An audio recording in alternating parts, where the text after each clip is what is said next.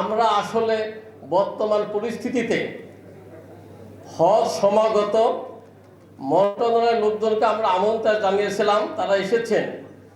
আমরা আমাদের কথাবার্তা দাবি দেওয়া সমূহ জানতে চাই। হজ ব্যবস্থাপনাকে 2025 সালে সুন্দর করার জন্য কি দরকার, কোনো প্রস্তাবনা থাকলে সেগুলো আমরা শুনতে চাই, এবং সাথে সাথে আমাদের এখানে উপস্থিত মাননীয় অতিথিবৃন্দ যারা আছেন, বিশেষ করে মন্ত্রণালয় থেকে এসেছেন, তাদের কাছ থেকে সেই ব্যাপারে আমরা উত্তরগুলি জানতে চাই, এবং সকলে মিলে সরকার এবং আমরা ঐক্যবদ্ধভাবে 2025 সালের হজকে কিভাবে সুচারুভাবে সম্পন্ন করতে পারি সেই পরিকল্পনা গ্রহণ করে আমরা সামনের দিকে এগোতে চাই।